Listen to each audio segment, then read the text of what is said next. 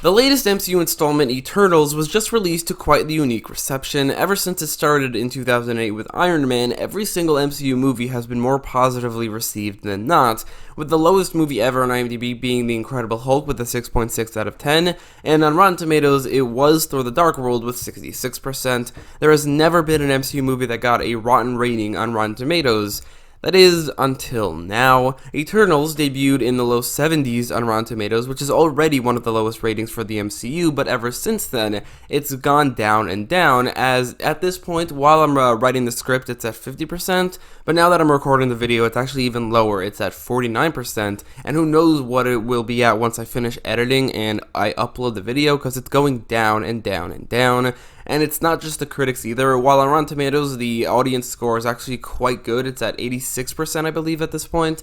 On IMDb, however, it actually started out on 6.5 out of 10, and it's gone up since then to a 6.8, which is not a very good rating. It's on par with Thor: The Dark World, Captain Marvel, and Black Widow. Due to the low Rotten Tomatoes and IMDb ratings, I'll admit I went in with lower expectations than the usual MCU movie, but because of that, my expectations were actually exceeded, and as I finished the movie, the main thing I was thinking of, why this one? After over 25 movies, every single one of them being positively received, why is the Eternals the one that they now choose to not like? It feels targeted. What's different about this movie? It's not a perfect movie, obviously, but it's nowhere near the worst MCU movie, and not even close to deserving a rotten rating. There are much worse movies in the Marvel Cinematic Universe, including the aforementioned low movies of Thor: The Dark World and The Incredible Hulk. The Eternals is a perfectly mid-range, like 7.5 out of 10, maybe like a 7 MCU movie, which is perfectly average, and I don't understand why it's this one that the critics didn't like. So let me start with what I didn't like about Eternals. Oh, and by the way, this video will include spoilers. So the main thing I didn't like is actually a pretty big deal. It's the main character, Cersei. So she was absolutely personalityless. I don't know if it's the actress or how she was written, but Cersei literally did not have a personality, nor did she have any chemistry with, anyone. Most of the Eternals felt like they had a background together and had a little bit of chemistry, at least a bit, with most of the others, not with everybody, but at least with someone. Cersei, on the other hand, just didn't, which it's a pretty big deal because she's arguably the main character of the movie, and her love story with Icarus is kind of like the main focus, or at least was supposed to be, but it falls completely flat. It feels empty. That complaint is certainly a big deal, and it's the main reason why Eternals wouldn't be any higher than mid-range on one of my MCU rankings, but I don't think it's a movie ruiner. I would also say that it did feel kind of Power Rangers-y at the climax, with each one of the heroes suiting up in a different color costume, before also combining their powers into one. I mean, really, come on. Plus, Kingo completely wasted in that finale, just wasn't there, and I don't understand why. And the only other thing is the music, which was completely lacking in this movie. There was never even once where I thought the music sounded good, and none of it was memorable. And that's about it, though. I'm not saying this movie is flawless. In fact, I think it definitely deserves criticism, which is what I just talked about. But I don't think it deserves to have a rotten rating on Rotten Tomatoes, and it doesn't make sense to me why it's the only MCU movie that does, because there are much worse MCU movies out there.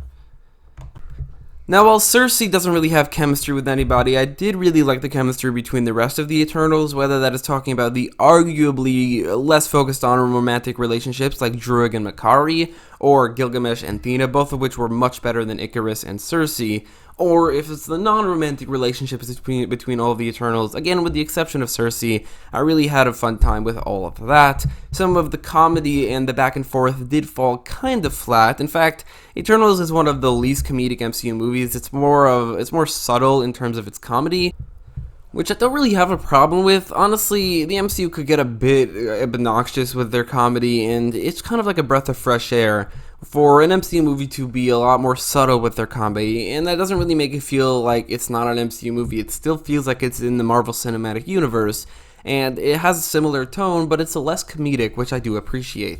One thing I think the critics are either ignoring or fail to appreciate of this movie is it does a really good job at explaining the lore of the Celestials and the Eternals, and it feels really big. I mean, the scale is huge, and the history predates just about everything we've seen in the Marvel Cinematic Universe, but it doesn't really seem like any of the critics care about that. I absolutely loved it, though. I was completely immersed in this history of the Eternals and the Celestials, and with it going forward, I'm really, really excited. I love how each one of the Eternals is named after a mythical character, and how it's actually the other way around in the MCU. The Greek goddess Athena is named after Athena, and Icarus, the story of Icarus, is from Icarus, which they really focus on. They reference his wings a few times, and ultimately, he flies into the sun, which is obviously a reference to the story of Icarus. And speaking of Icarus, I thought that he was a really, really great twist villain, if you could even call him a villain. It was very, very gray, not very black and white, which I really, really appreciated.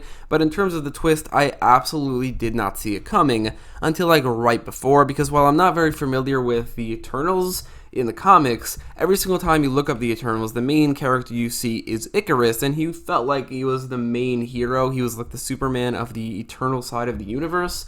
So for him to become the villain here, it was not expected at all. And all of the emotions of the Eternals being betrayed really hit home. But more than that, it's the conflicted nature of Icarus that I really, really was immersed in. You could tell that he obviously doesn't want to destroy Earth, but he has full faith in Arishem and everything that he's been told since the beginning, and everything he's been told since Ajax revealed his purpose to him. And it's really not just Icarus, it's also, as an audience member, I was conflicted. There wasn't really a clear right or wrong. Who's really to say whether or not destroying the Earth so that Tiamat can be born, so that he can create more life and basically keep the balance of the universe going, is the right thing to do is completely beyond us as human beings. Obviously, we live on Earth, so we would be biased. We don't want Earth to be destroyed. But in terms of the grander universe, should it be destroyed? There isn't really a clear black or white for the audience, so obviously for the characters, they're conflicted as hell, and that's not really portrayed better than in any character than Icarus. I think that's the character that they portray it best through, as he, being the main antagonist, arguably is the most conflicted, and you could tell. I think Richard Madden does a very good job with that conflict. And I also feel like it's kind of a commentary on organized religion, with Icarus' blind belief in everything that Arishem is telling him, making the main conflict of the movie. And as somebody who was born into an organized religion, I really do appreciate that commentary, and I think that the fact that it brings up this conversation of whether or not it's the right thing to do, it means it worked. I think that the main conflict of the movie is honestly one of my favorites in the Marvel Cinematic Universe, because it's not just a fight between heroes and villains, it's an actual conversation and something that you have to think about, which I think works perfectly. That's not to say the action isn't there, because it mostly is. I mean, it's pretty unique for the Marvel Cinematic Universe. Maybe not so unique for superhero movies in general, because a lot of it felt like Justice League. It felt like the Justice League on screen. I mean, you got Icarus as Superman, Makari as the Flash, Athena as Wonder Woman, even Festus feels like Mr. Terrific. And that's not a bad thing either. I thought that was pretty cool. I mean, you have things like Athena versus Icarus, which was a much better Superman versus Wonder Woman than what we got in the Justice League movie. And don't get me even started on Icarus versus Makari. I mean, damn, that was awesome. Makari's speedster scenes are some of the coolest scenes for speedsters that we've ever seen in live action. I mean, I loved how it wasn't in slow motion, and Makari was then able to hold her own against Icarus by simply moving too fast for him to counter until he eventually does. It really felt like a proper Flash versus Superman fight. Without Flash or Superman, her scenes were some of my favorites in the movie, and honestly because of that she became one of my favorite characters, just because of her speedster scenes, but also because of her great chemistry with Druig without ever saying a word. So I think that worked really, really well. And I guess Makari's kind of the MCU's main speedster now. That's kind of wild, because I never heard of this character before watching the movie. Even watching the trailers, I never looked up the Eternals, and I never heard of the character Makari before watching the movie. But now she's kind of the main speedster in the Marvel Cinematic Universe, and one of my favorite characters in the movie, so that I think is a pretty cool accomplishment. So after all of that, I mean, I come out of the movie, I really enjoyed it. I really liked the conversation that it builds up with, like, oh, should you destroy the Earth or not? The abilities were really cool. The characters were mostly really good, except for like the main character. But whatever. The action is great, and I go out of the movie thinking, why this one? I know that the Rotten Tomatoes score is really low. It's the first rotten one ever, but why? Why is it this one that the critics didn't like? Some critics I saw didn't like that it was so long. I didn't notice it at all. I honestly was immersed the entire time. I didn't really feel like it was. I'm pretty sure it's like the third longest MCU movie ever. I didn't notice that at all, and I think that that's a pretty cool thing, but I understand where they're coming from, and I know a couple of people that I watched it with did feel like it was a little bit long. That I can understand, but what I can't understand is that there are people complaining about that the fact that there's a gay couple in this movie and that it's forced. I mean, come on, they exist and they were not really on screen that much. Sure, I do think that when Fastus said that he wouldn't change anything about himself, that was very much on the nose, and it could have been handled a bit better in that one scene, but it's not like that's anything new to the Marvel Cinematic Universe. The MCU's had much worse, more forced scenes, like the girl power scene in arguably the best MCU movie ever, Avengers Endgame. So I just don't think there's any point in complaining about something like that, something so unimportant, and I don't really understand why anybody would care. So in the end, Eternals isn't one of the best MCU movies. It has its flaws, and some of them are a pretty big deal, with Cersei as the main character completely failing, which ruins a big portion of what the movie is trying to do. But I love the lore, the visuals, the action, the main antagonist, and the very great conflict and the conversation that it builds up, making it on par with the mid-range MCU movies, like a 7.5 out of 10, which is good because most movies in the MCU are pretty damn good, but I don't get why after all these movies with much worse movies like Hulk and Thor: The Dark World and even like Ant-Man and the Wasp, Black Widow, Captain Marvel, why the Eternals? Why is it this one that critics didn't like? And honestly, after all of this, I don't have the answer. It felt like the critics just decided we've given way too many positive reviews for the MCU.